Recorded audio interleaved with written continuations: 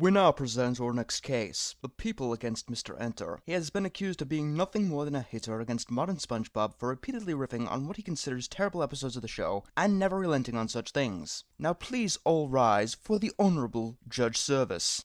Mr. Enter, how do you plea? Not guilty. I find myself a fair and unbiased critic of the episodes that I've reviewed. I may have a distaste for the show as a whole, but I'm more than a simple-minded hater. We'll see about that. Since you have failed to appoint yourself an attorney, the court has provided one for you. What could possibly go wrong? No thank you, Your Honor. That won't be necessary. I didn't appoint an attorney because I'll be defending myself. The man who defends himself has a fool for a client. But if you're certain, let the proceedings begin. Mr. Enter has spoken about almost 30 episodes of this show, SpongeBob SquarePants, in his reviewing show, Animated Atrocities. In his one positive review of an episode, he stated just how much of a fluke that it was. If that's not a sign how clearly biased this man is, then I don't know what is. Just because there are a lot of episodes I dislike does not mean that they're all bad, and it doesn't mean that I hate them without ration. There are some episodes that I like, besides Sandcastles in the Sand. There are some good stories in there, and some good humor. Why don't we put it to the test? Yes, that's a good idea. A very good idea. Why doesn't he give us his top 50 post-movie episodes? If he can do that, he'll prove, truly, that he doesn't just mindlessly hate modern SpongeBob. You're being totally unreasonable. How can anyone point out 50 good episodes of a show that they don't like? Well then, do you accept a guilty verdict? Objection. I have a different proposition for you, Your Honor. Where did you come from? Very well, I'll gladly hear it. Only make him find his top 25 episodes, but forbid him from using any Season 4 episodes. No Sandcastles in the Sand, and no filler entries. He has to find these episodes enjoyable. An interesting idea. Season 4 is known as the last good season by his kin. Yes, let's let him decide his favorite true modern SpongeBob episodes, and only 25 of them, because I am indeed a fair judge. Enter, do you think you can manage this? Yeah, I think so. Let's get started with number 25. Yes, I await with bated breath. Wow, that was actually kind of good. I'm gonna be honest here. There aren't many of the typical safe choices on this list. You know, your Two Faces of Squidward and your Suction Cup Symphony. I won't say this wasn't by intention, since I do want to point out things that might miss in Admirable animations, and it wouldn't be fun if I was just praising things that everyone else was praising. Also, I can't wait to see how many of the episodes that I really like make other people really mad. Oh yeah, I really do like every episode on this list. It's just that some of them are really hard to talk about, like SpongeBob versus the Patty Gadget, one of the more obvious choices for this list. I mean, I like this, but I don't exactly know what to say about it. Most of that comes from the fact that it's a Season 5 short, and you usually get what you see with those. I suppose I should explain how it works where others have failed. Because they're so short, the writers usually have to rely on only one joke. In episodes like Boat Smarts and Pat No Pay, it doesn't work because the joke is too mean-spirited. While it's kinda mean-spirited here, the character who wins is the one who deserves it the most. Besides that, the narration and the style of how the episode is told gives this one its edge. More of the short should have taken notes from this one and have gone with different and interesting unique styles. Although, according to Boat Smarts, that doesn't always pan out. Wow, that was actually kind of good. One of the biggest problems that I find with modern SpongeBob is that he's become a terrible character, and that mostly seems to be because he has no good guidance in his life. Patrick is a sociopath, Mr. Krabs doesn't give a crap about life, Squidward doesn't give a damn about him, and Sandy is completely immoral in her pursuit for science. It's telling when the jerk jock is the best mentor he's got. When he actually has a good mentor like the original Fry Cook, and another choice a bit further down the list, it really works. It's also one of the few Season 5 celebrity cameos that wasn't totally wasted. Looking at you, Bowie. This is almost like a reverse Imitation Krabs, with Jim teaching SpongeBob how to make Krabby Patties the correct way. Instead of doing random gags, it's actually surprisingly serious. However, that isn't why this is one of my favorite modern episodes. It's because Jim gives lessons about more than just being a great fry cook, but lessons about life. SpongeBob will be a good fry cook, but he'll never be a great one as long as he works at the Krusty Krab, something that the future seasons have really made apparent. Also, this is one of the first times that it really felt like SpongeBob's job was on the line. It was fresh and new, before they beat it into the ground in the episode where SpongeBob changed his pants, and the episode where SpongeBob became a porn star. Ready for my close-up, Mr. Director? Very well. Loose the pants! Wow, that was actually kind of good. I told you guys that there were very few safe choices on this list. Case in point would be Krabs a la mode. I know this isn't exactly fair, but certain episodes do taint my views of other episodes. Not to the point of considering them atrocities, but enough to make me feel slightly uncomfortable watching them. Let me put it this way. I'll never watch Krusty Love the same way again after watching Summer Job. Sometimes it's not that serious. I haven't touched upon this much before, at least not intentionally, but Plankton tries to steal a Krabby Patty formula is the most overdone plot in history. And on top of that, it's rarely done very creatively. I mean, in Season 8 alone, there was one episode where Plankton disguised himself as Sandy to steal Krabby Patty formula. Then he disguised himself as SpongeBob's grandma to steal a Krabby Patty formula. Then he disguised himself as Gary to steal the Krabby Patty formula. Yeah, it's kind of overdone. I tolerate this more if they put in some good comedy, and they really put in some good comedy here. So many of the jokes hit bullseyes. Plankton pretty much tries to turn down the thermostat in order to ruin Mr. Krabs' business, but SpongeBob and the others take advantage of it. Yeah, it's kind of weird that Mr. Krabs didn't notice or care that his restaurant was frozen, but that's not the worst thing he's ever done. I really don't know. I'm trying to talk more about these episodes, but they're way easier to like for what they're not than what they are. I suppose I should say this. It's a surprisingly solid episode and a breath of fresh air, not to mention that it's mountains above most of its kin. Wow, that was actually kind of good.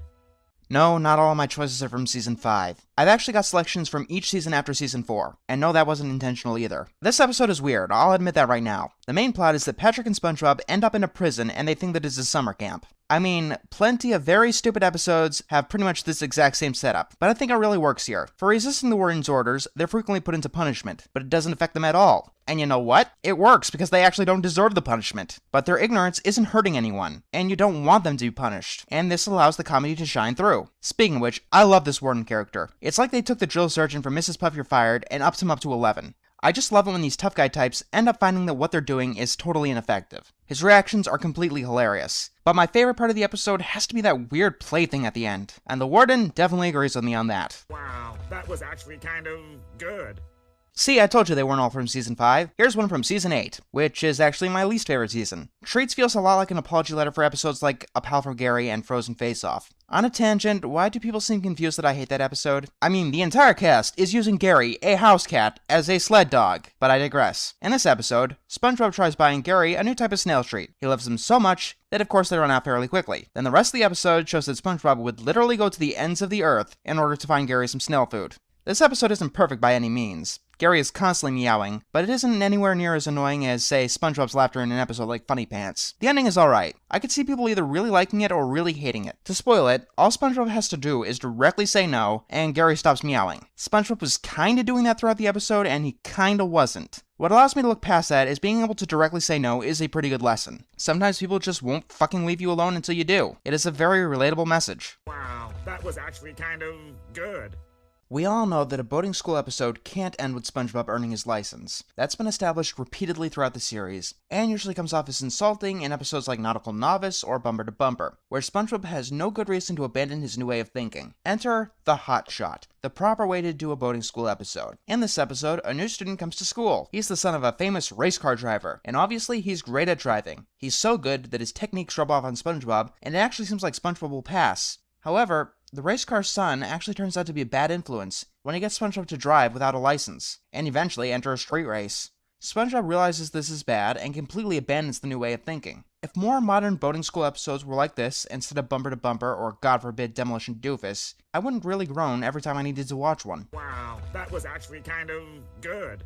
I know that I'm going to get a lot of backlash for most of my choices, since there are very few modern episodes that are positive by the whole group consensus. But I'm probably going to get the biggest backlash for this episode. Patrick Man. Yes, I did a top 10 list of the worst episodes where Patrick was a prick, so obviously whenever he hurt someone I gotta hate the episode, right? Well, not exactly. For the first time in a really long time, Patrick's stupidity felt genuine. Let's think about this. It didn't even remotely feel malicious. Hell, it didn't even feel hedonistic. The basic plot is that Patrick feels like he hasn't accomplished anything, a la Big Pink Loser, and decides that he wants to be a superhero. He's just not very good at being a superhero, and that ends up causing a lot of trouble. This reminds me of another episode actually, Hall Monitor. In that episode, SpongeBob donned a hall monitor uniform and attempt to help people, but only ended up causing trouble. I mean, the worst thing that Patrick does is get Mrs. Puff arrested. But guess what? That also happened in Hall Monitor. I'd also be remiss if I didn't bring up the strangest scene of the episode. Mr. Krabs begins to help an old lady cross the street with no benefit to himself. The first time I watched this, I had to stop the video because I was so surprised. To this day, I don't know if I should be angry because that's out of character, or if I should be happy because that's out of character. Of course, he abandons her to chase after a loose dollar. However, Patrick Man stops him from picking it up, and the old lady gets the dollar. After like 5 seasons, they finally figured out how to do a joke revolving around Mr. Krabs being cheap. It took them long enough. Also, Patrick actually does get consequences for what he did at the end of the episode, unlike virtually every episode on my Patrick's a Prick list. Honorable mentions included. Wow, that was actually kind of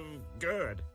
I'll be honest, I tried to put at least one episode from each season after season 4 in this list. Don't worry, this list is exactly to my opinion. I didn't throw in any filler episodes, but it was kind of a personal challenge. And season 6 was the hardest to come up with any episodes that I truly thought were good enough to be one of my favorites. Now, season 6 doesn't have the most bad episodes, that'd be season 7. And it doesn't have the worst episodes, that'd be season 8. However, the good stuff in season 6 isn't really that good, with a few exceptions. One of those is obviously Sandcastles in the Sand, which I did a whole review on. And another one would be Not Normal. If I could describe this episode, I call it the sister episode of Patrick Smartpants. Instead of Patrick, it's SpongeBob, and instead of stupidity, this time it's eccentric behavior. After being criticized by Squidward, SpongeBob finally decides to do something about his oddities and pretty much changes his whole personality. He becomes his perspective of normal, having a completely boring life. Along the way, he learns that you shouldn't compromise who you are to meet other people's standards. It's a surprisingly solid episode. If there was anything I didn't like about it, it was that SpongeBob started making Krabby Patties out of paper, which doesn't make much sense. If he started serving patties that just didn't have the magic that SpongeBob once brought to the table, then it would make a little more sense. But it's only one flaw, and otherwise one of the best episodes of season 6. Wow, that was actually kind of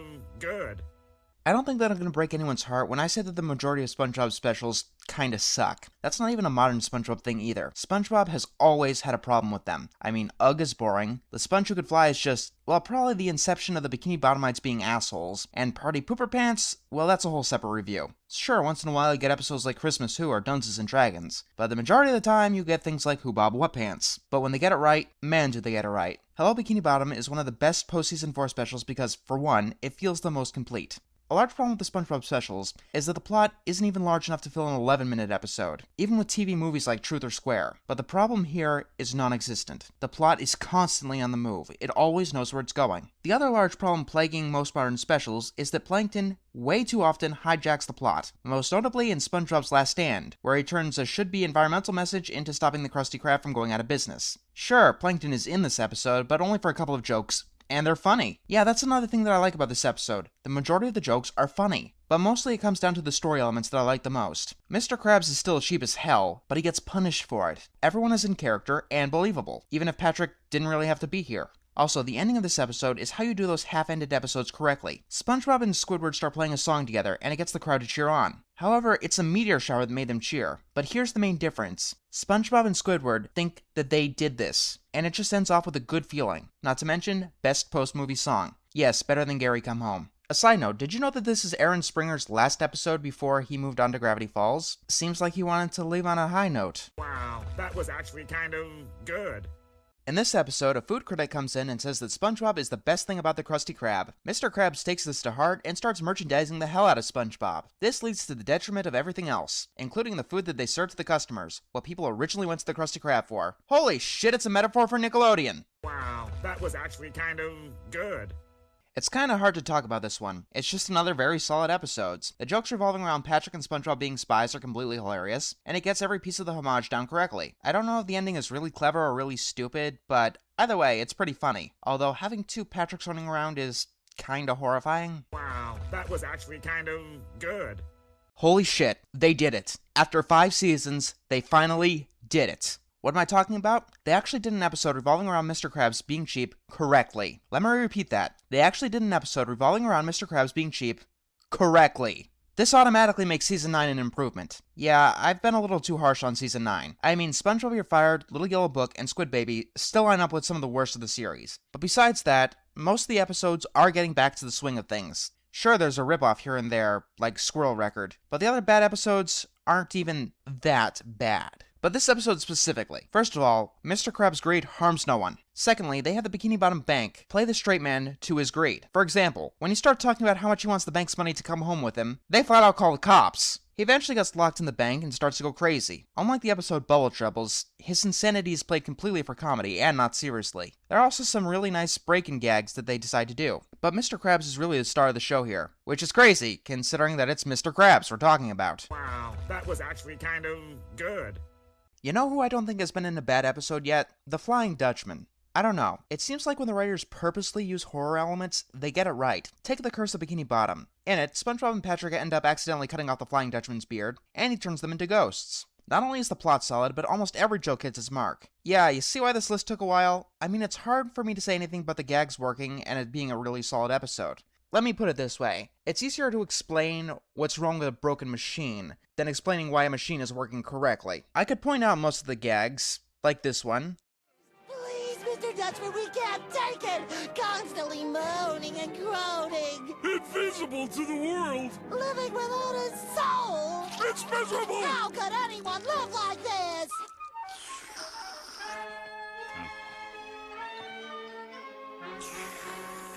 But that would kind of ruin the episode for the people who haven't seen it yet. And yeah, you should check out any number of these episodes for yourself. Wow, that was actually kind of good.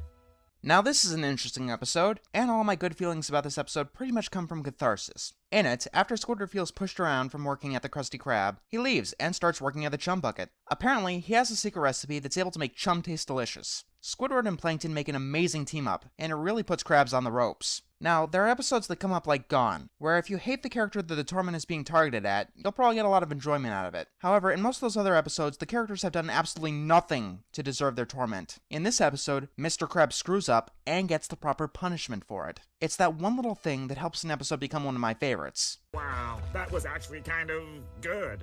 Did you guys know that SpongeBob SquarePants is, and I'm gonna give you a moment to let this bombshell sink in, but SpongeBob SquarePants is, in fact, a sponge. I mean, it's actually hard to remember him that way because the writers seem to have forgotten that in modern episodes. You know, we don't get many episodes like Suds anymore. I don't know, it seems to be a large part of what made up the show's original charm. There are only 2 modern episodes that I can think of, with SpongeBob being a sponge the main focus. One of them was Model Sponge, which essentially had SpongeBob be the sponge equivalent of a porn star. And the other one is The Abrasive Side. In this episode, SpongeBob is unable to stand up for himself, and so he gets himself an abrasive side, that green thing on the back of sponges that no one ever uses. This allows him to stand up to other people, and that eventually gets mean. Not only is the story extremely strong, but it's an episode that gets mean-spirited humor correctly, because an outside force is causing the meanness. Not to mention that there's a twist ending that I'm not even going to spoil for you here. Wow, that was actually kind of good. Holy shit, Patrick Star has a morality. Yeah, my favorite season 5 short isn't actually SpongeBob versus the Patty Gadget, it's the Donut of Shame. In this episode, Patrick steals SpongeBob's prize donut and actually feels guilty about it. That small thing alone guaranteed its place on this list. Now, if this was done with a little bit lower quality, it could have been Patrick simply afraid of getting in trouble, but he keeps saying things like, "That's SpongeBob's donut," and it's really one of the few episodes that look good on Patrick. Not to mention, this is kind of the reverse of season 4's The Pink Purloiner, which is probably the most solid in that season. Not the best, but the most solid. In that episode, SpongeBob thought that Patrick stole his jellyfishing net when he didn't. And in this episode, Patrick actually stole something and SpongeBob doesn't even consider it. That's a nice little nod. Wow, that was actually kind of good. Now, any number of these episodes, I can give their own Admirable animation review, and I probably will at some point. But this one, I've actually got one in planning that I'll be doing in December. This year, I'm going to do a reverse of what I did last year. The Admirable animation and animated atrocity things will be switched. So I'll have a bunch of Christmas Admirables and a bunch of Halloween atrocities. So I'll be talking about It's a SpongeBob Christmas then. All you need to know right now is that what you've heard about this episode is true. It's a really good Christmas special that has exceptionally great claymation. Wow, that was actually kind of good.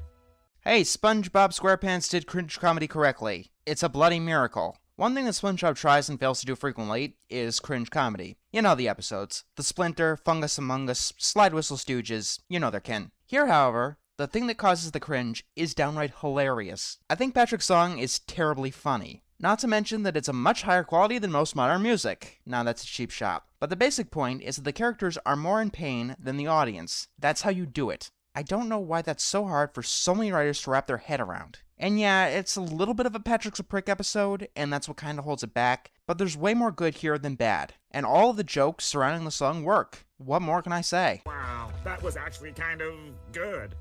I think that I mentioned this before, but SpongeBob and Patrick act way too infantile. Anyone can see that the writers are trying to make them act childish. Unfortunately, crying for hours on end and playing with baby toys doesn't make you act like a child. It makes you act like, well, a baby. But in all honesty, it makes you act annoying and tedious. And as the seasons went on, this problem got bigger and bigger, giving us episodes like Toy Store of Doom. But every now and then, they've captured some lightning in a bottle. Like with Roller Cowards. You want SpongeBob and Patrick to act like kids? Fine, give them a situation that literally anyone can relate to, like, say, getting up some courage to ride a huge roller coaster. Hell, I still have a hard time getting on larger roller coasters as an adult, and I'm totally petrified of going on looping coasters because of an unpleasant experience that I don't want to talk about. This episode is as relatable as SpongeBob has ever been, and it's easy to actually see their motivations here. Oh, by the way, I don't know why, but I love that ice cream bit. It's just awesome. Wow, that was actually kind of good.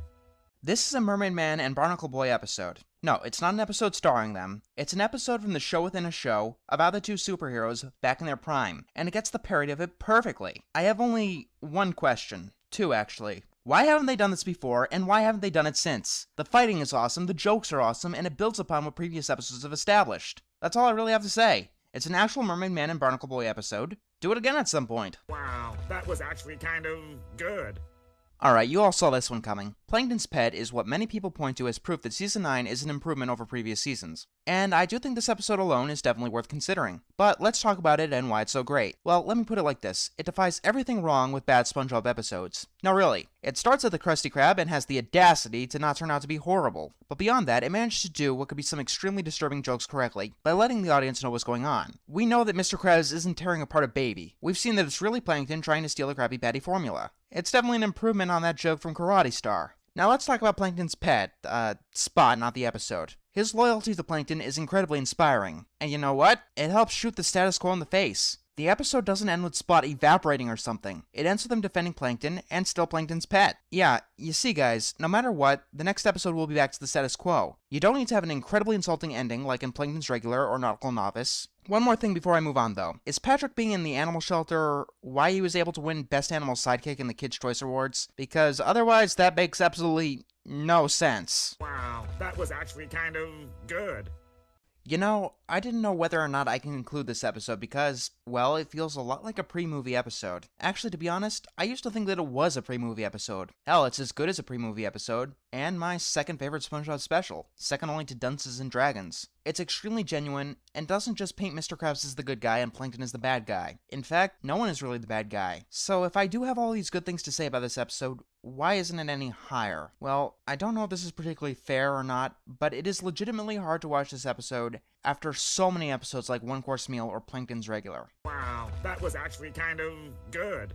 You'll notice that most of the entries on this list are really heartwarming. I'm a storytelling kind of guy. If you can tell a good story, then you'll generally have me hooked. And that's a large part of what turns me off of modern SpongeBob. I haven't done the math, but if I had to guess, like 30% of the episodes are Plankton tries to steal the formula through Zany Scheme X. I mean, how many of them have been on this list at least? But their stories can still be really strong when you try. Like in Friend or Foe, Plankton's Pet, and Single Cell Anniversary. If Patrick Star is my least favorite character in Bad SpongeBob, then Karen would be my least favorite character in Good SpongeBob. It's just how she constantly teases, nags, and berates Plankton after each and every failure. It's not funny. At best, it's so cliched. I mean, virtually every animated sitcom has their own version of this, and Karen isn't a parody of it beyond being a computer. But that cliche can do well when you delve into why the guy actually loves them, and what's going on here. In order to get a Krabby Patty, Plankton needs to give Karen an anniversary present, and we learn that Plankton actually values her more than just a machine. It all combines into a really sweet serenade that I never doubted was genuine. Never Give Up is my favorite modern SpongeBob song. This one is my second. Wow, that was actually kind of good. I adore this episode. Planet of the Jellyfish is as good as a Courage the Cowardly Dog episode. Actually, I wouldn't be surprised if I found something like this in Courage. Throughout Season 8, there were some running themes. One of them was Patrick being a prick. Another one was Plankton disguising himself as someone in order to steal a formula. And the other one was B-movie references, like to The Blob, or in this case, Invasion of the Body Snatchers. In this episode, an alien uses a jellyfish to kidnap all the people of Bikini Bottom in order to take over the city, or maybe the world, or something. It runs with the concept, and never did I think they went too far with the creepiness factor, because they tempered it with extremely good jokes. For example, the thing that destroys the aliens is mayonnaise, and they play with it some. It was the first episode in a very long time that I wanted to rewatch as soon as it ended. What could be better? Wow, that was actually kind of good. I'll put it simply, Perfect Chemistry is the funniest modern SpongeBob episode. And you know what the funniest thing about it is? It's entirely made up of fart jokes. Yeah, I brought this episode up in my Fart Baby review because this episode is that one done right, minus the faux heartwarming shit. And you know what's even funnier? It's because it puts Squidward at the ass of all of its jokes. This one's gonna need some explanation. Number 1, Squidward isn't the victim of any malicious intent. Hell, not even really malicious coincidence. To put it basically, Plankton and Sandy begin working on a teleportation invention and uses SpongeBob as a test monkey. Each time they try it, it ends up teleporting only a part of SpongeBob. Squidward ends up seeing it and calling in Mr. Krabs. However, SpongeBob keeps teleporting back, leaving a fart sound and presumably a terrible smell. It's hard to just say outright because they keep varying it around. I like all of these episodes, and I like them all a lot. I mean, a lot. They line up with the classic episodes, which is why, unlike most people, I don't divide it by pre-movie and post-movie episodes, but good SpongeBob and bad SpongeBob. Which season they come from doesn't really matter. But back to the question at hand. If I like them a lot, and a lot of them, why do I keep picking on SpongeBob as a whole? It's not because I get more views from reviewing it. Honestly, I don't really care about that. And I get many more views from reviewing Teen Titans Go. Besides the fact that there are so many episodes, and they're easy to get, unlike The Simpsons, SpongeBob is fun to talk about, whether or not you like it or you hate it, because it's almost always interesting. I mean, when it fails, it usually does so in unique and different ways. I'm not reviewing another Sanjay or Craig episode or another Fanboy and Chum Chum episodes, or I'll be saying the exact same thing I did in my first review. I mean, when I review To Love a Patty or All the Glitters or whatever, it'll be something that I've never said about the show before, and it'll be at least a unique experience. Maybe I have been a little too mean or malicious. But just know that it is a show that I have a lot of thoughts on. You want to see me be mean and malicious? Just wait till I start tearing apart more Family Guy or Toddler Titans episodes apart. The fact that there's still good episodes being produced here and there keeps the show miles above most of the other shit that I tear apart.